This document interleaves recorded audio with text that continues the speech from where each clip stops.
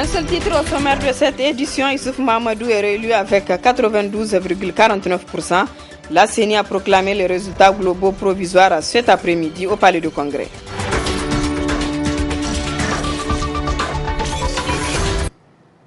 Mesdames, Messieurs, bonsoir et bienvenue à cette grande édition d'information sur la télévision Labari. Après le vote du dimanche dernier dans le cadre de l'élection présidentielle deuxième tour, aujourd'hui les résultats globaux provisoires qui donnent Issouf Mahamadou gagnant ont été proclamés par le président de la CENI. Et le compte-rendu de Ali Cissé Ibrahim et Chebou Guissou.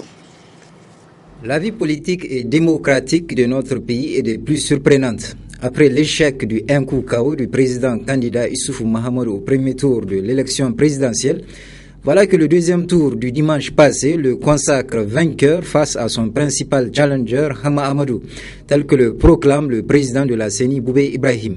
Élection présidentielle deuxième tour.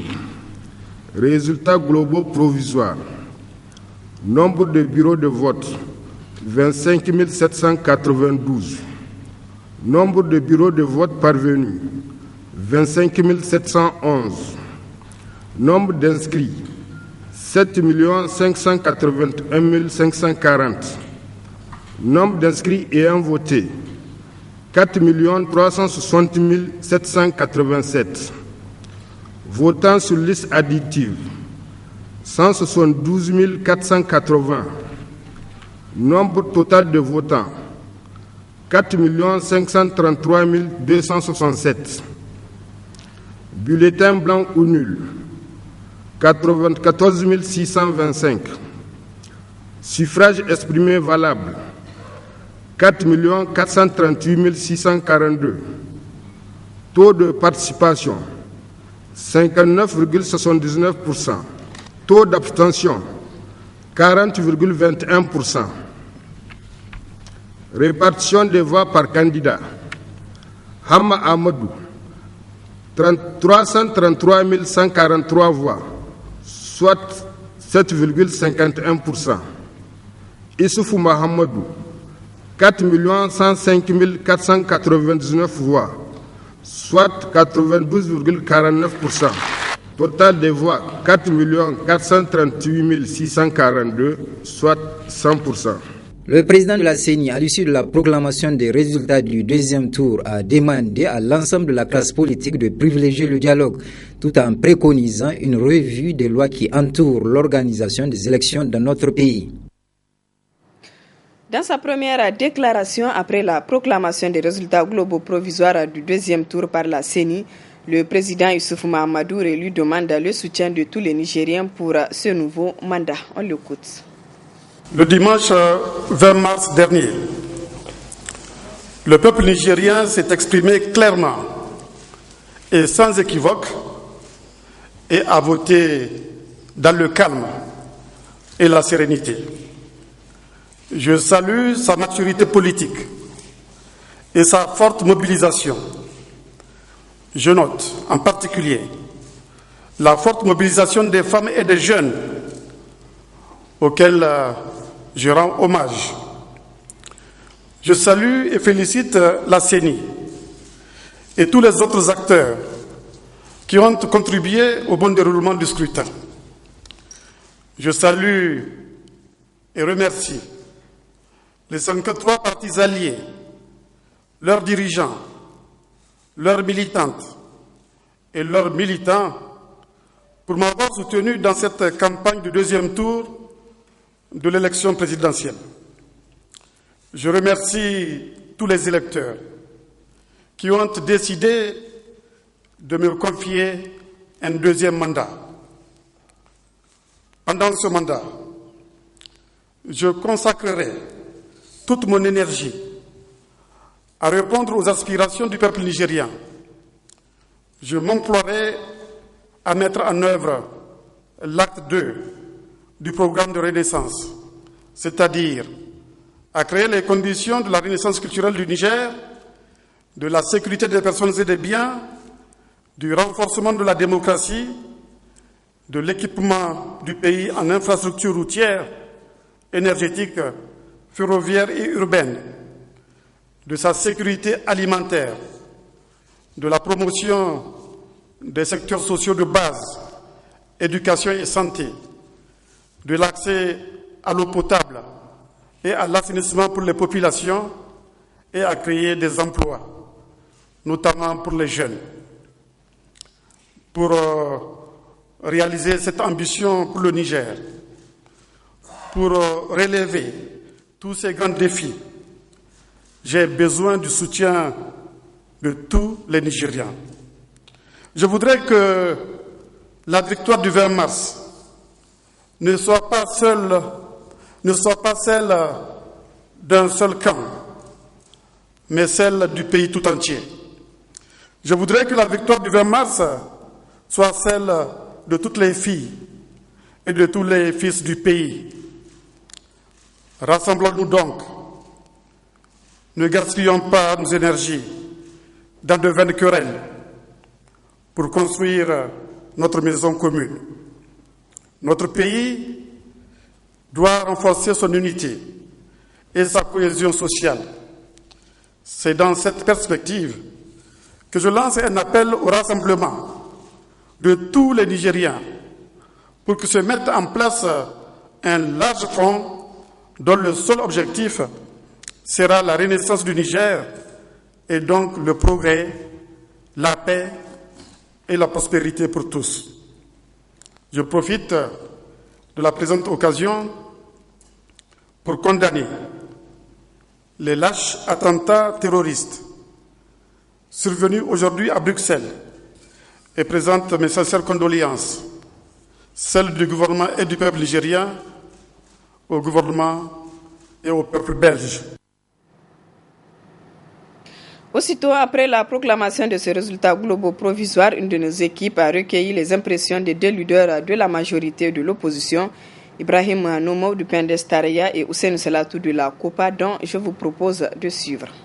Je vais profiter de l'occasion que vous m'offrez pour d'abord féliciter notre candidat pour avoir en tout cas obtenu désormais le résultat que vous connaissez et aussi profiter de votre micro pour remercier le peuple nigérien qui quand même, en dépit de tout ce qui a été dit, tout ce qui a été fait, tout ce qui a été tenté, le peuple nigérien a tenu bon et tout s'est passé en tout cas dans le calme et dans la sérénité. Je souhaite seulement pour la suite, comme l'avait déjà dit notre candidat, de rassembler tout le monde, de travailler pour ce pays. On a beaucoup à faire, on a beaucoup de défis et il faut les relever, Inch'Allah. Moi, je pense que tout est bien qui finit bien, comme on le dit. Mais le travail est devant nous, Inch'Allah. Est-ce que vous ne pensez pas que la tâche va être un peu difficile? Comme on dit, à cœur vaillant, rien n'est possible. C'est le premier, c'est le candidat lui-même qui l'a dit. Je l'ai paraphrasé. Donc, je pense que ça sera une tâche aisée pour lui. Il connaît ses acteurs. Il peut discuter avec ses acteurs. Et nous pensons que le Niger gagnera dans ce que il entreprendra en tout cas dans cette lancée. Au niveau de l'opposition, c'est un non-événement. Donc pour nous, au-delà de la COPA, je pense que pour le peuple nigérien, ce qui s'est passé au palais de sport, au palais de congrès, est un non-événement. Et vous avez vu, même les militants du PNDS, ils ont pour la première fois un peu de pudeur à sortir, à manifester leur joie, parce qu'ils savent que c'est une victoire amère, si victoire il y en a. Donc pour nous, il n'y a pas eu d'élection. Nous avons dit que nous ne le reconnaissons pas, et ce n'est pas nous, par la sortie, par le refus de la population de sortir le 20, c'est toute la population nigérienne, le peuple nigérien, qui dans son ensemble ne reconnaît pas ces résultats de Issou Mamadou et de la CENI d'Ibrahim Boubé. Donc c'est un événement, et en tout cas nous disons pour nous que l'argent a été gaspillé. L'argent du contribuable a été gaspillé. Il n'y a pas de vainqueur. Nous allons rentrer dans une semaine, dans 9 jours, dans un vide institutionnel. Parce que tout simplement, il n'y a pas de président de la République. C'est clair et net pour la COPA. Je vous ai dit qu'il n'y a pas de vainqueur parce qu'il n'y a pas eu d'élection. Pour qu'il y ait vainqueur, il faudrait qu'il y ait élection. Or, il n'y a pas eu d'élection au Niger, donc il n'y a pas de vainqueur. La coalition pour l'alternance 2016, COPA 2016, a rendu publique une déclaration cet après-midi dont la situation politique du pays a constitué le menu essentiel. On fait le point avec Ousmane Siddikou et Ibrahim Abdou.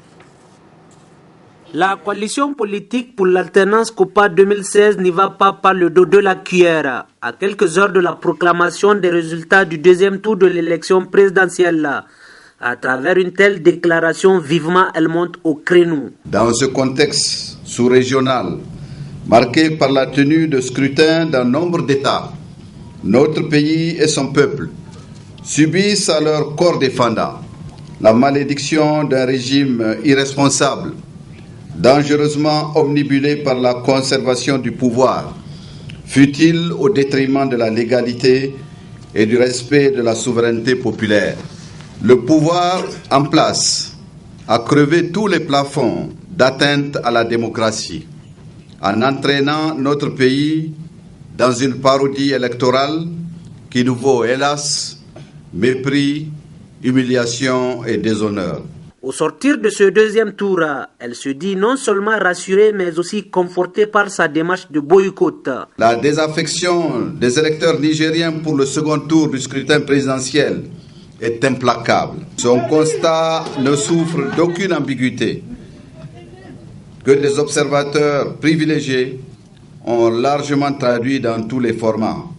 Selon la remontée des informations de terrain, le taux national pondéré de participation est de 11,05%. Quant aux déclarations hâtives de certains observateurs faisant de partout, la COPA 2016 se prononce. Devant le simulacre de vote auquel on a assisté au cours des 3 scrutins, nous restons très inquiets par rapport aux déclarations à la sauvette des observateurs qui reprennent en cœur que les élections se sont bien déroulées car elles ont été dans la paix et la sérénité. Mais une élection se vole aussi lorsque le droit au recours juridictionnel, droit à la défense, droit de la défense est nié, vidé de tout son sens ou tout simplement ignoré. Au regard de tout ce qui précède, la coalition politique pour l'alternance décide de soutenir la décision du candidat Hama Amadou, de son parti et des électeurs d'exercer pleinement leur droit de recours conformément à la Constitution et les lois électorales en vigueur. Demande la libération immédiate de tous les camarades injustement interpellés et incarcérés par le régime de Issoufou Mahamadou.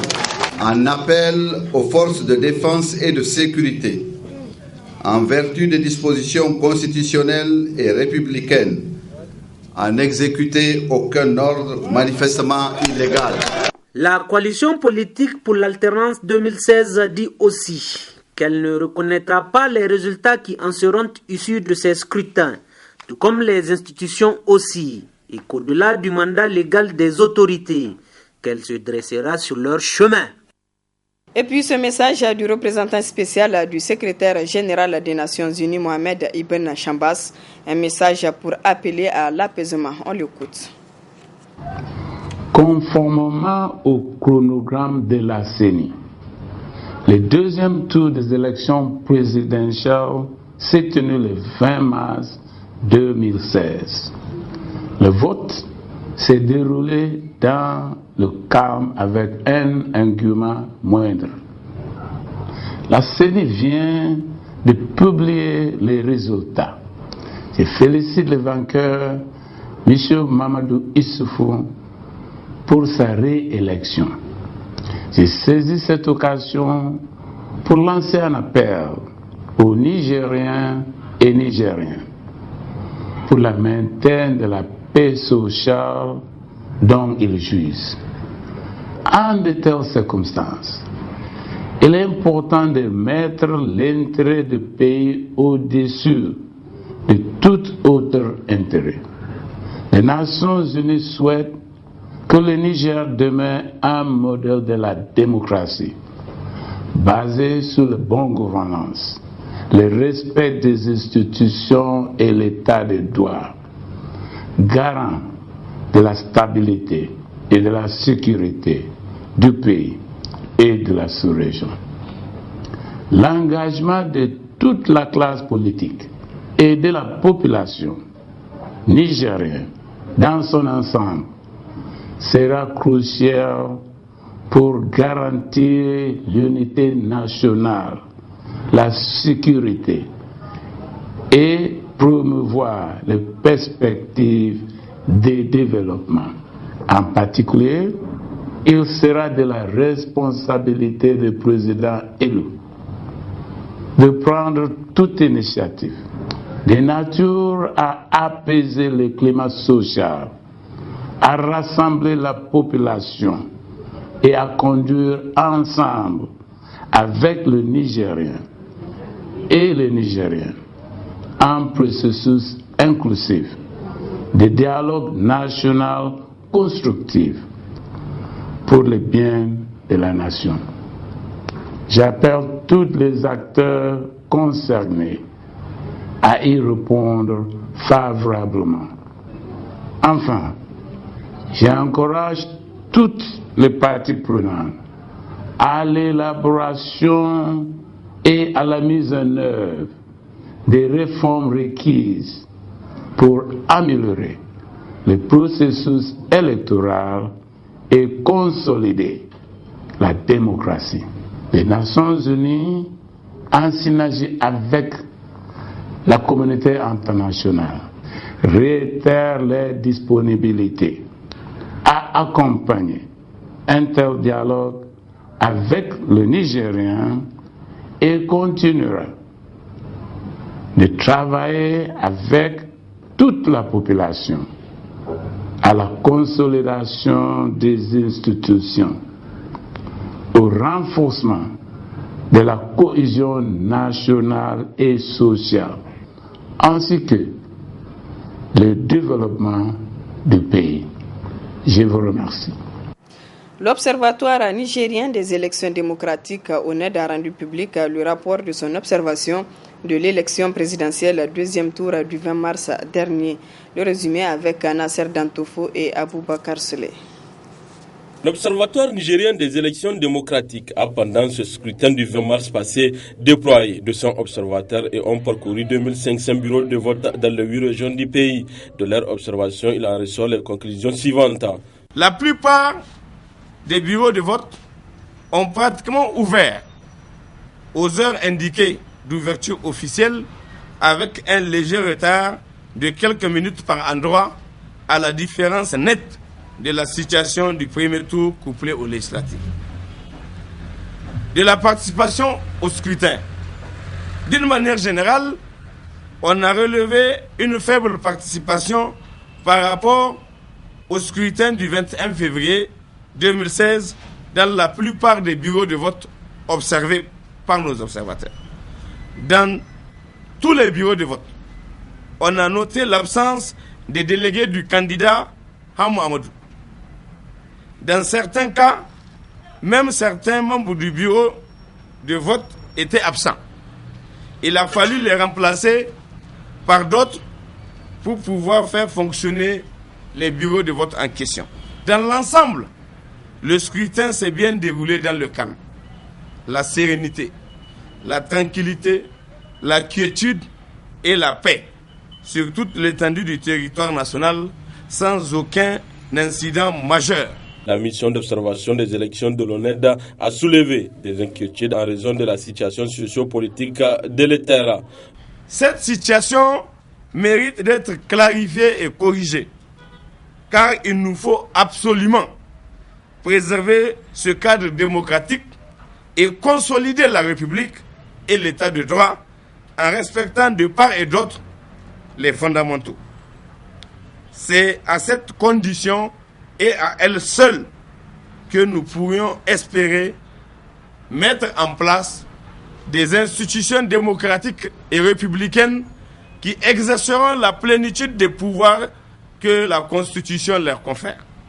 Autrement dit, c'est de la bonne foi des acteurs et de la crédibilité des élections que dépendront la légitimité et la stabilité de tout système institutionnel dans notre pays qui puisse asseoir les fondements de base légitimes d'une gouvernance démocratique et éthique qui doit mettre en avant la satisfaction des aspirations profondes de notre peuple.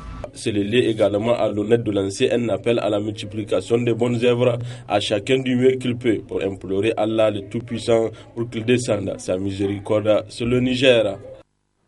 Signature cet après-midi de convention entre Orange Niger et Ecobank Niger. Une signature dans le cadre du lancement d'un service de transfert d'argent entre compte Orange Money et compte bancaire Ecobank Niger. Le compte rendu de Nafis Zakou et Nasser Seydou. Signature d'accord de partenariat entre Orange Niger et Ecobank Niger, c'est l'objet de la présente cérémonie qui marque le lancement d'un nouveau produit dénommé Bank to Wallet ou opération bancaire via le mobile au Niger. Ce nouveau produit est d'une importance capitale. Une nouvelle étape vient d'être franchie dans la simplicité qu'apporte Orange Money avec une intégration complète avec le compte bancaire. Le client disposant d'un compte bancaire et souhaitant utiliser Orange Money n'a plus besoin d'aller en agence ou dans un guichet pour retirer de l'argent et ensuite alimenter son compte Orange Money. Avec son téléphone, il transfère directement l'argent de son compte bancaire vers son compte Orange Money pour réaliser ses transactions habituelles. Ce nouveau service Bank to Wallet traduit parfaitement la politique d'innovation d'Orange, qui est de mettre la technologie au service de nos clients avec un confort d'utilisation toujours amélioré, et ce, dans le respect de nos valeurs qui sont entre autres la simplicité, la transparence et la responsabilité. Quant au directeur général de Ecobank Niger, il est revenu sur l'importance du partenariat entre son institution et Orange Niger. Ce partenariat permettra à nos quelques 80 000 clients répartis sur 15 agences dans 7 villes du Niger de bénéficier des services de Bank Wallet. Ce n'est un secret pour personne de dire que le grand défi des institutions financières, c'est le défi de l'amélioration du taux de bancarisation. Ce partenariat se veut une réponse à ce défi afin de permettre aux populations des hameaux les plus reculés du Niger de bénéficier des services d'une banque en toute sécurité et dans les délais les plus courts. La présente convention démontre l'engagement que porte Ecobank à l'innovation technologique. Le Bank to Wallet d'Orange vient enrichir notre vaste gamme de produits innovants. Ecobank dispose d'un panel de produits à la pointe de la technologie, produits destinés à faciliter la vie de nos clients et partenaires. Tout ceci démontre notre ambition de mieux servir nos clients et de leur donner l'option d'accéder à leur banque en self-service. Une démonstration du produit a été faite pour faciliter l'accès au public. La signature de l'accord du partenariat a clôturé la cérémonie. Clôturons ce journal par la situation météorologique. Kachalula Ngaptia, météorologue, nous explique le changement du temps ces dernières semaines dans ce reportage. Depuis quelques jours, on observe des formations de nuages avec de faibles précipitations par endroits, un phénomène dû à une activité d'un vent fort d'ouest en est, selon le météorologue Kachalula Ngaptia. Cette masse d'air qui nous vient du nord, que l'on appelle Armata, qui est chaud et sec, n'est-ce pas? Donc ici au nord, et au sud, donc, prenant nos régions sur la mer ici, donc la Moussa. La démarcation entre les deux, c'est cette ligne, les fronts tropicales. C'est une ligne imaginaire qui nous délimite ces zones. Alors, il arrive qu'il y ait un fort réchauffement qui fait qu'il y ait des centres dépressionnaires qui puissent aspirer la mousson de façon temporaire. Et c'est ce qui s'est passé la semaine passée, où on a réalisé quelques précipitations vers Tawa, Tilaberi. Donc, ça veut dire que la mousson a été amenée de force pratiquement à atteindre jusqu'à la latitude du volet d'Agadez. Maintenant, ce qui s'est passé qu'on a, ce sont même les nuages moyens ce matin. C'est lié plutôt à une activité d'un vent fort ici, que l'on appelle le jet ici, qui passe, et qui crée une sorte donc, de formation de nuages moyens et supérieurs.